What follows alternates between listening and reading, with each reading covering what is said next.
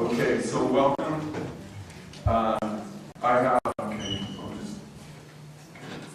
I wanted to do this first thing.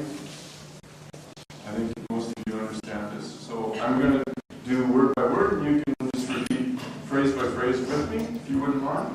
We'll just invoke the archangel. I call upon the great white light. And Archangel Michael to come down within. To surround and protect me. This space and the building. I invite my angelic guides, light workers, and the ascended masters.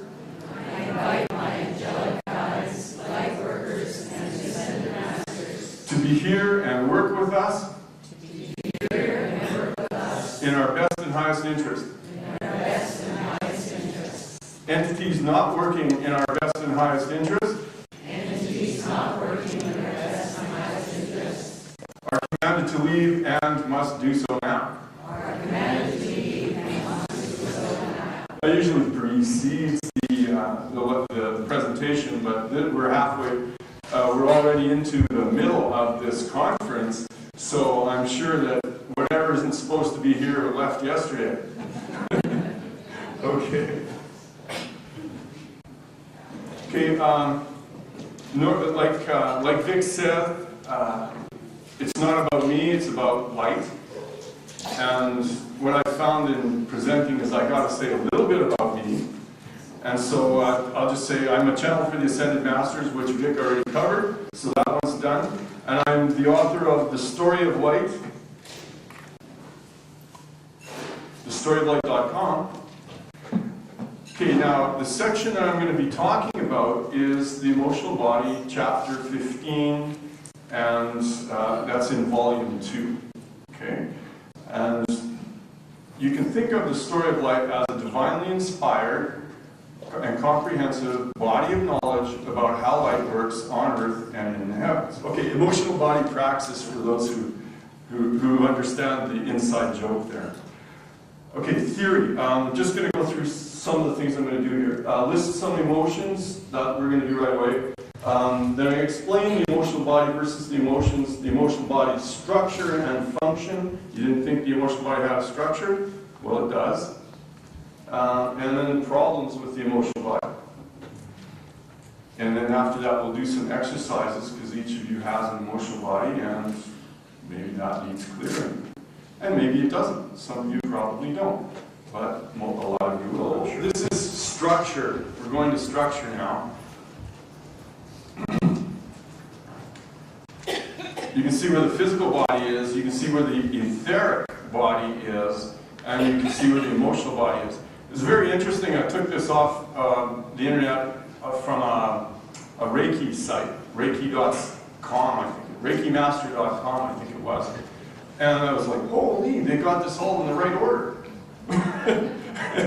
So I was like, oh, this is really good. The important part about showing you this slide is that the emotional body is on the outside of the etheric body. Okay, that's the crucial point. Okay. Now, what's wrong with this diagram? I just noticed this early this morning. It's like, oh no, this is not right. And these are JPEG images on the PowerPoint, so I couldn't change it. So it's actually probably a good point because it'll reinforce the idea that the etheric body is here, not here. That should read emotional body. Okay, so emotional body, again, it's on the outside. Okay, now I'm showing you the first part of the structure of the emotional body right here, and that's the EBUs. Anybody any idea what EBU might stand for? It's masculine, it's simple, and it's very logical. Those are the clues. Emotional body unit. Okay.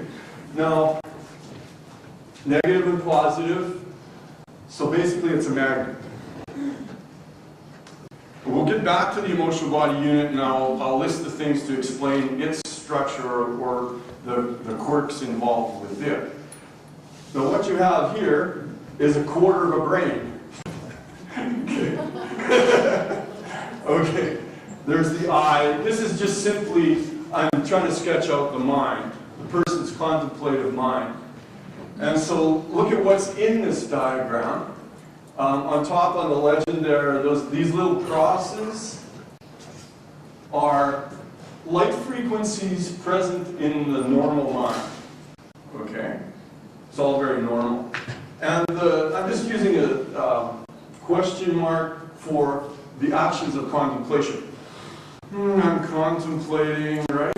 You're sitting in your meditation, you contemplate something, okay? So you're contemplating it and you're working with your mind and a magnetic field is attracting light and those light frequencies are synthesizing into thought forms. Boy, that's the quick explanation of the consciousness.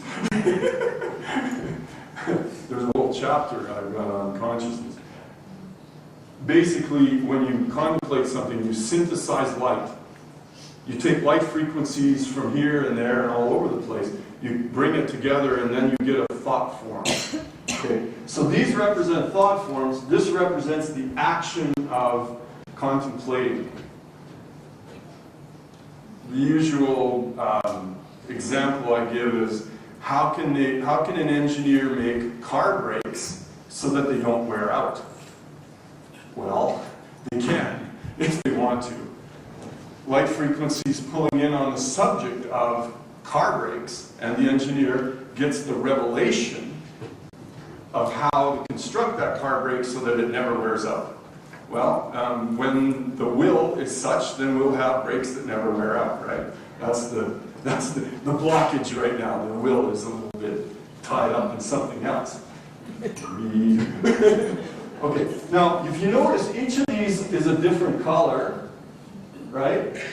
Okay, so if that's representing normal thoughts or light frequencies present in the mind, which is really what you're coming together as light forms, or thought forms, this person has like about 20 different thoughts going on all at the same time, right? Now who doesn't? Who doesn't have 20 different thoughts going on almost simultaneously? Okay, you do lots of meditation, right? Ah, okay, no thought, right? I do, but it's not going to Right, right. Okay, well, consider that most of us will have a lot of thoughts going on at the same time. You're bouncing from subject to subject, right? Okay, you can accept that for the rest of us, right? Okay. Okay, now this is the normal mind, and look at this one. What you have here is a singular thought, all represented by the green, right? It's not focused or concentrated. It isn't like it's bunched up in one spot. He's got all the same thought throughout his mind, so it's like it's not an intense thought, but that's all he's thinking about. There's nothing else going on, or she. And still, contemplation isn't really focused yet either. So from the previous slide to this one, you're not bouncing around several different thoughts, you just got one thought going on. Okay, now in this slide, I'm starting to make the leap between energy and motion here. Okay, the thought that exists in the mind as you contemplate and you bring light frequencies together to create a thought form, it just sits there and that's it. There isn't much else going on. So that thought is just sitting there. It's not moving. But these ones are beginning to move. Okay, and when you get movement, like, okay, let's take anticipation as an emotion, right? When you're anticipating something, okay, so you're anticipating. Okay, right, that's it. Nothing more to it, right? I'm anticipating. You're anticipating. You are anticipating! What am I going to say, right? Okay, but you're all sitting there and nothing's really happening yet. It's when the anticipation is strong enough that it begins to get expressed out. When it starts moving, that you get energy in motion. So the energy of anticipation, once it starts moving, then you can call it an emotion. Anger is nothing to anybody if nobody expresses it. If you've got your anger under full control, no big deal, right? It's only when it's expressed that the anger gets to be a problem. And I'm not saying that it's a problem, I'm just saying that it's moving. So before you can actually call it an emotion, it has to move. Okay? Now what else is going on here is the contemplation. All these little question marks here are starting to concentrate. And the thought form is, there are other thought forms here. The mind is entertaining other thoughts. But there's a cluster of this one particular vibration of thought, say joy. Okay, and joy is coming together, and at some point it's going to be strong enough that the mind can begin to express it outward. And then you got emotions. That's the beginning of emotions, right? So until the thought form moves, it isn't an emotion.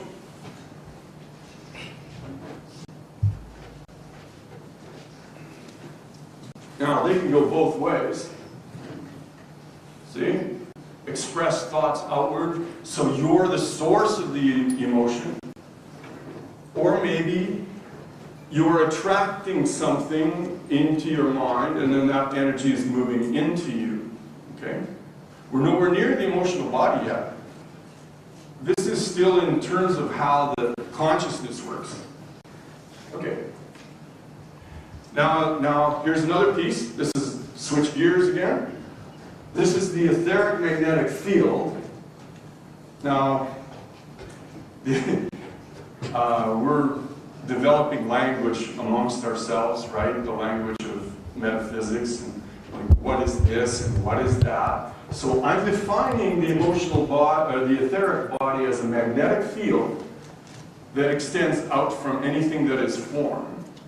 So everybody here has an etheric field.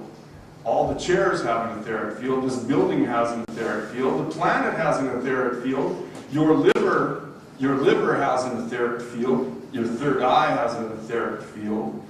And your mind has an etheric field.